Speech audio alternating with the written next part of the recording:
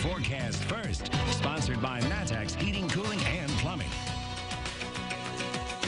All right, here we are. It is our town, Gibson City, and boy, it's happening out here tonight on this gorgeous Friday evening. We've got, of course, the Illinois Pork Producers Association with us, cooking up a storm. They got a car show going on out here, and even a little bit of entertainment on this socially distant our town. Okay, let's talk about the weather here, where there's lots of sunshine today. We have seen just an incredible day once again. No major issues here. Temperatures creeped up a little bit more, but still very comfortable at 80 degrees. Through the rest of this evening, we'll continue to find temperatures pretty comfortable, down to 66 by 10 p.m. We're going to come back here a little bit later from our town and have much more. WCIA 3 News starts right now. Now on WCIA 3 News. The state's mask mandate now has some teeth to it. Why businesses and not individuals need to be prepared. It can happen to any one of these kids. The body of one of the boys who disappeared in a river has been found. Now the family has a warning to others. And this barber shop was facing scrutiny over one of its policies. Now it's empty. You're watching your local news leader. This is WCIA 3 News at 5.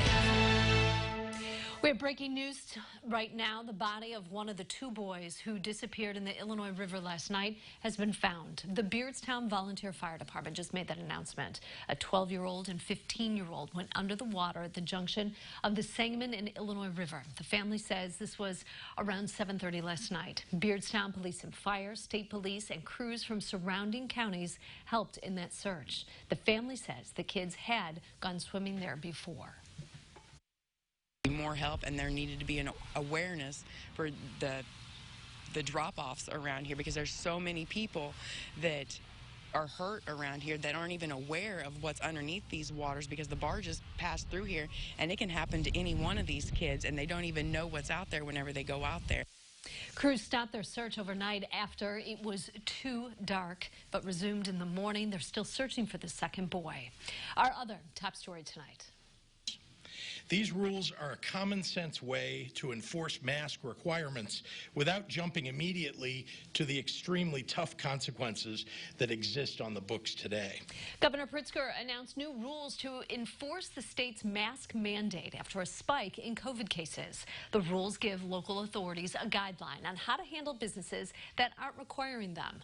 WCIA 3's Cole Henke live in Springfield. So, Cole, who are these new rules targeting?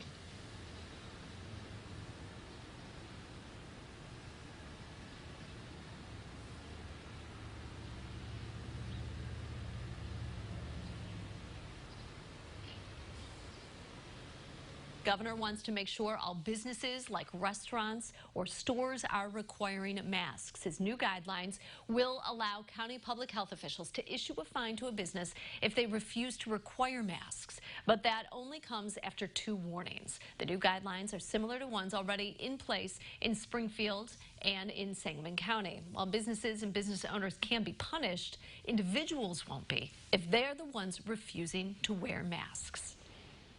I do not want for police to be arresting people or penalizing individuals.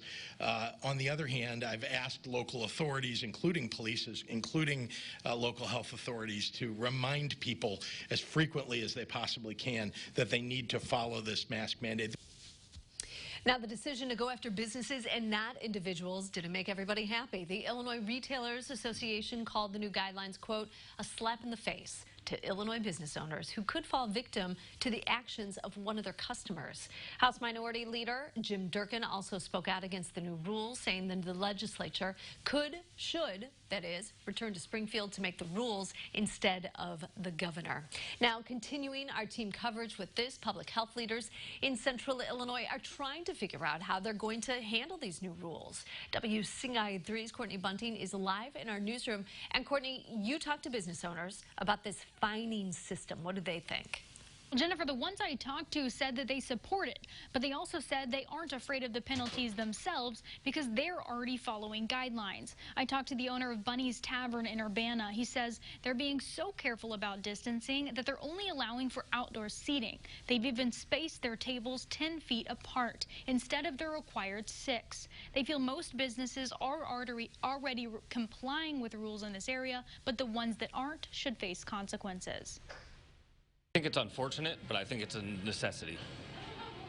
It's too bad that we're getting to that point, but there has to be some kind of enforcement, and I don't think it's up to law enforcement for them to do. I think they're overworked at this point. It needs to be done. Now, until these new emergency rules go into effect, public health leaders we've talked to say they can only penalize restaurants and bars, not other businesses for non-compliance currently. That's because those places get their licenses through public health.